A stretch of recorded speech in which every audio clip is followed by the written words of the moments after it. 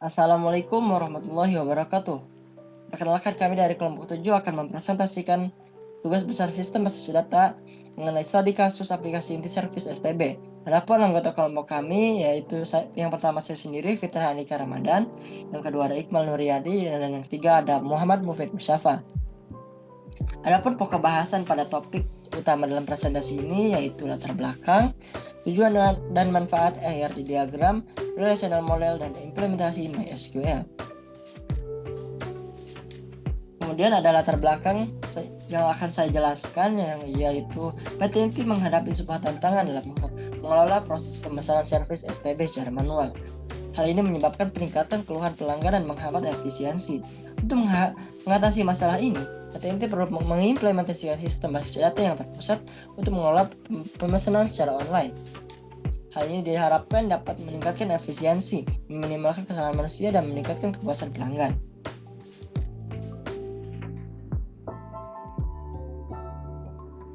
Adapun tujuan dan manfaat dalam tugas besar sistem basis data ini yaitu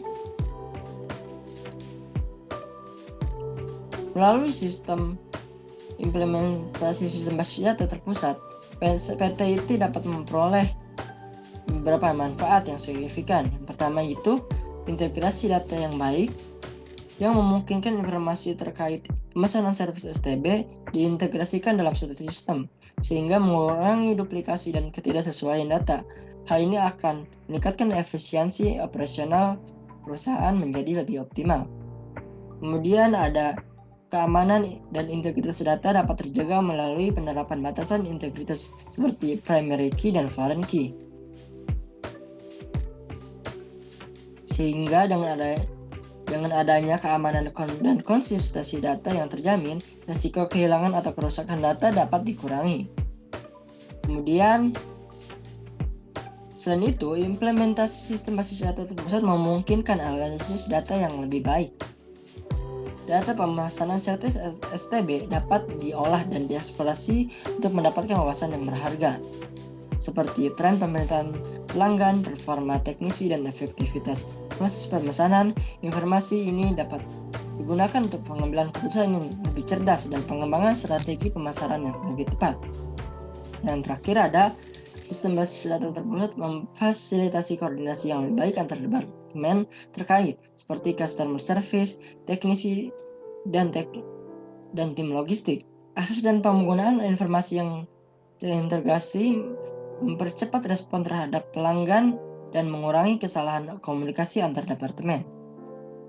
Nah, teman-teman, di sini saya akan menjelaskan tentang IRD diagram yang sebelumnya dijelaskan oleh teman saya, yaitu tentang tujuan, manfaat, dan latar belakangnya. Jadi, di IRD diagram, aplikasi service set-top box online ini memiliki 6 entity, yaitu 1 entity lemah dan 5 entity kuat. Nah, yang saya akan jelaskan selanjutnya adalah bagian kardinalitasnya. Yang pertama, kardinalitas dari klien ke jadwal, yaitu memiliki many to many, yaitu banyak klien bisa melihat banyak jadwal dan jadwal bisa dilihat oleh banyak klien. Nah, yang selanjutnya dari admin ke jadwal, yaitu memiliki kardinalitas one to many. Kenapa? Karena satu admin bisa membuat banyak jadwal, sedangkan jadwal bisa dibuat oleh satu admin. Satu jadwal bisa dibuat oleh satu admin. Selanjutnya dari admin ke order, yaitu memiliki kardinalitas one to many, karena admin bisa mengubah banyak order, sedangkan satu order hanya bisa diubah oleh satu admin. Selanjutnya dari klien ke order, yaitu memiliki kardinalitas many to many, karena klien bisa memesan banyak order, dan order bisa dipesan oleh banyak klien. Selanjutnya ada dari order ke set-top box, yaitu memiliki kardinalitas one to many. Jadi di set-top box satu set-top box hanya bisa diisi oleh satu order, satu order memiliki banyak set-top box dalam satu ordernya. Selanjutnya dari terakhir ada order ke karyawan, memiliki kardinalitas one to many, karena satu karyawan bisa mengatur banyak order, sedangkan satu order hanya bisa diatur oleh satu karyawan. Penjelasan selanjutnya adalah jadi karena client ke order ini memiliki kualitas many to many, jadi membutuhkan tabel baru, tabel relasional baru, dan menambahkan atribut dalam relasionalnya. Jadi dari ini atribut relasinya terdiri dari ID client, ID order, status order di relasi memesan. Dan selanjutnya ada di relasi melihat ada status jadwal, ID jadwal, dan ID client. Penjelasan selanjutnya yang saya akan jelaskan adalah mengenai partisipan constraint-nya. Jadi partisipan constraint yang pertama dari client ke jadwal yang tidak memiliki partisipan constraint, karena klien tidak harus melihat jadwal dan jadwal tidak harus dilihat oleh klien. Selanjutnya ada dari klien ke order yang memiliki partial participant, karena klien itu bisa memesan banyak order, tetapi klien tidak harus memesan semua klien, tidak semua klien harus memesan order. Selanjutnya ada dari admin ke jadwal yang memiliki total partisipan, karena semua jadwal itu dibuat oleh admin dan semua admin itu membuat jadwal. Yang selanjutnya dari admin ke order yang memiliki partial participant, itu karena semua admin membuat order, sedangkan admin tidak harus semua admin tidak harus membuat semua order.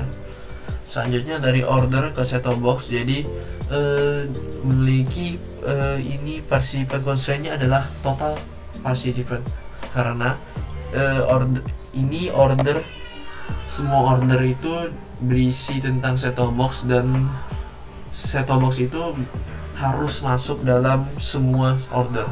Selanjutnya yang terakhir ada dari order ke karyawan, jadi itu memiliki partial constraint-nya adalah partial participant, karena karyawan bisa mengatur banyak order, sedangkan order itu tidak harus diatur oleh semua karyawan. Selanjutnya yang saya akan bahas itu mengenai ELE diagram dalam bentuk SQL Workbench. Bisa dilihat jadi di diagram tersebut sama seperti yang sebelumnya, cuman memiliki pembuatannya dari workbench dan memiliki tipe data. Selanjutnya saya akan bahas ada relational model dari yang tadi sebelumnya. Bisa dilihat pada klien, jadi di klien itu memiliki FK ke satu jadwal. Ini ID klien ke satu jadwal untuk jadikan FK, yang kedua ke bagian status order, dan yang terakhir ke bagian set top box-nya. Nah, sedangkan karyawan memiliki banyak primary key-nya banyak ke forensic beberapa tabel. Yang pertama dari jadwal, jadi di jadwal ini ID karyawan dibagi menjadi dua, karena setiap ID itu memiliki divisi berbeda-beda seperti divisi teknisi dan divisi transporter. Jadi satu PK ini menjadikan dua forensic. Yang kedua dari ID karyawan ke order sama juga, jadi karena karyawan memiliki divisi berbeda-beda dan order membutuhkan penjelasan dari divisi tersebut, jadi kita membagi ID karyawan menjadi dua ketika masuk dalam forensic order. Selanjutnya ada di order. ID order ini memiliki dua forensic kedua tabel, yaitu forensic ke status order untuk menjelaskan ID order mana dan statusnya sedang apa, sedang selesai atau masih ongoing. Yang kedua dari ID order ke set top box, ini untuk menjelaskan order tersebut terdiri dari set top box ini dan memiliki nomor seri dan tipe modelnya. Selanjutnya dari jadwal ID jadwal ke status jadwal, ID jadwal ke status jadwal itu jadi karena jadwal ini mengandung tabelnya mengandung jam, jadi satu jadwal itu membutuhkan jam berapa dan apakah status jadwalnya itu telah book atau down. Jadi di relational model ini memiliki dua relasi tabel baru, karena sebelumnya di karakteritasnya memiliki many to many. Yang pertama ada satu jadwal untuk melihat status jadwal tersebut apakah sudah selesai atau masih berlanjut. Yang kedua ada status order. Di order itu apakah ordernya itu masih berjalan atau masih sudah selesai atau di cancel atau gagal. untuk pembahasan tentang relational model dari Riyadi mungkin cukup sampai di sini. Materi selanjutnya akan dibahas oleh teman saya. Terima kasih. Baik, lalu selanjutnya di sini saya akan menjelaskan mengenai implementasi MySQL. Implementasi MySQL sendiri adalah proses penerapan dan penggunaan sistem manajemen basis data relasional MySQL untuk mengelola data secara efisien. MySQL merupakan salah satu sistem manajemen basis data yang paling populer dan sering digunakan di berbagai aplikasi dan lingkungan pengembangan. Terdapat dua bagian pada implementasi MySQL, yaitu DDL dan DML. DDL adalah singkatan dari Data Definition Language dalam dunia pemrograman database. DDL sendiri merupakan bagian dari bahasa pemrograman yang digunakan untuk mendefinisikan struktur dan skema dari sebuah database.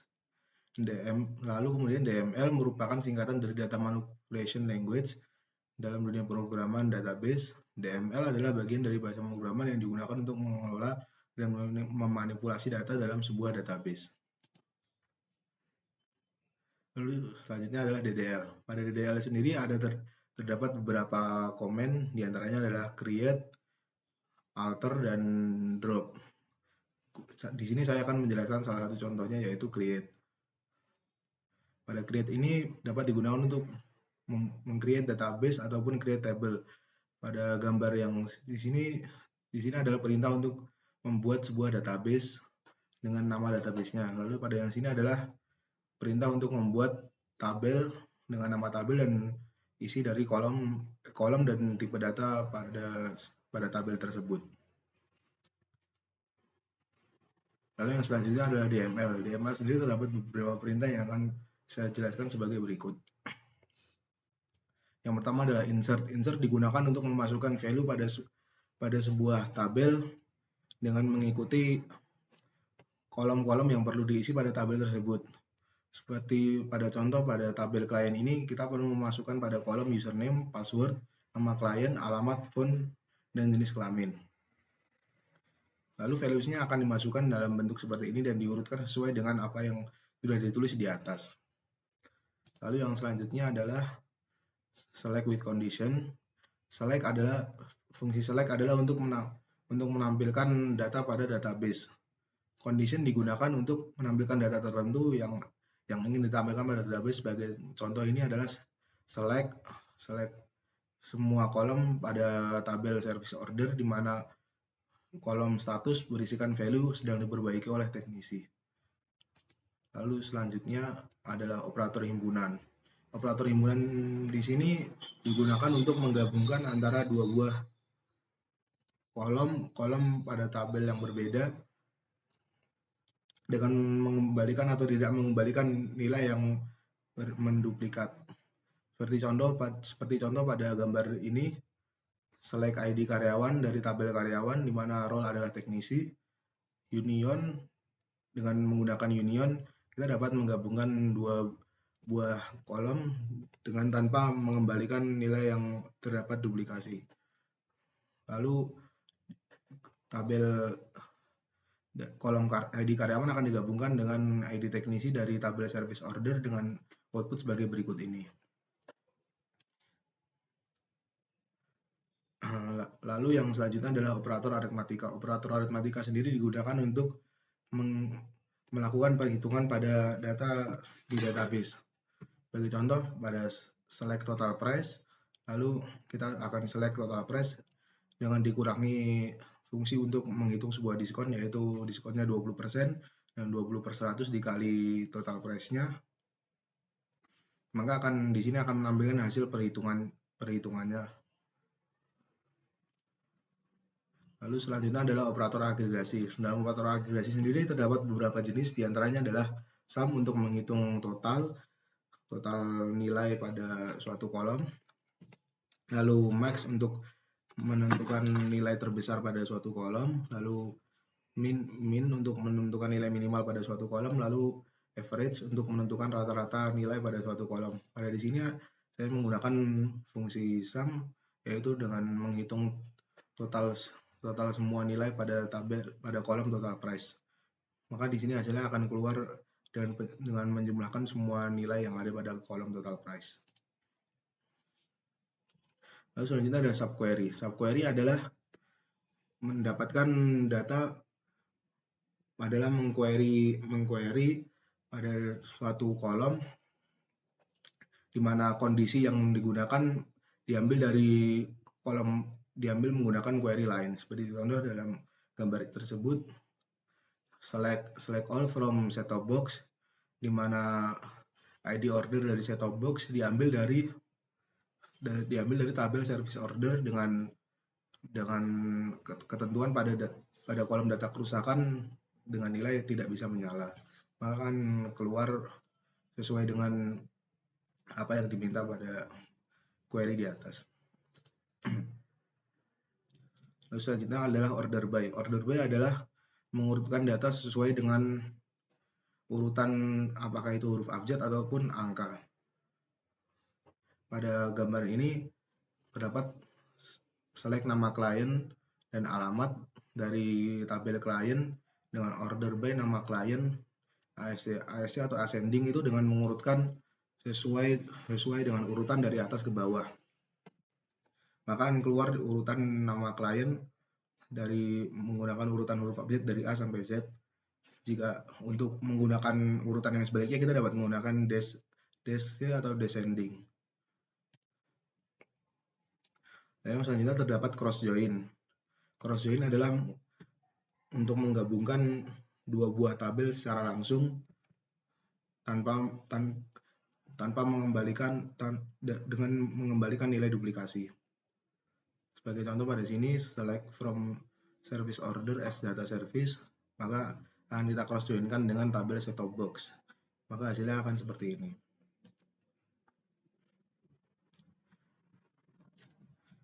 Lalu yang selanjutnya adalah right join. Right join adalah membandingkan dua buah data berdasarkan tabel yang ada di kanan. Seperti di sini terdapat select ID teknisi dan ID transporter dari tabel jadwal akan di right join dengan tabel karyawan dengan ID teknisi yang harus sama dengan ID karyawan. Maka hasilnya akan seperti pada gambar ini.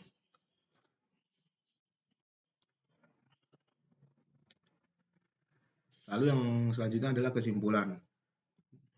Pada penjelasan yang telah dijelaskan tersebut, dapat disimpulkan bahwa sistem basis data dapat meningkatkan efisiensi dalam mengelola pesanan layanan STB secara online.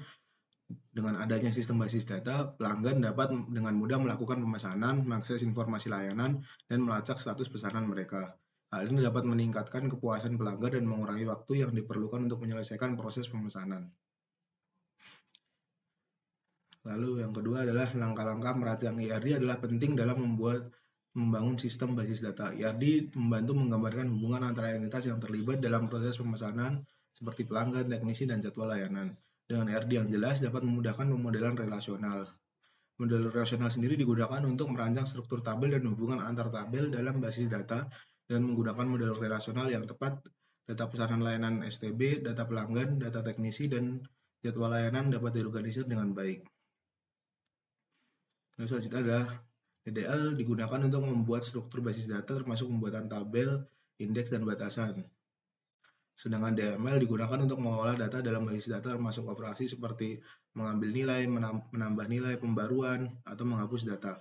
Dengan DML yang tepat, data pesanan, data pelanggan, data teknisi, dan jadwal layanan dapat dikelola dengan efisien dan akurat. Manfaat lain dari implementasi sistem basis data adalah sistem basis data juga menyediakan manfaat seperti integrasi data yang lebih baik, keamanan data, analisis data yang lebih baik, dan koordinasi yang lebih efektif antara departemen yang berbeda. Sekian penjelasan dari kelompok kami. Bila ada kesalahan mohon dimaafkan. Terima kasih dan wassalamualaikum warahmatullahi wabarakatuh.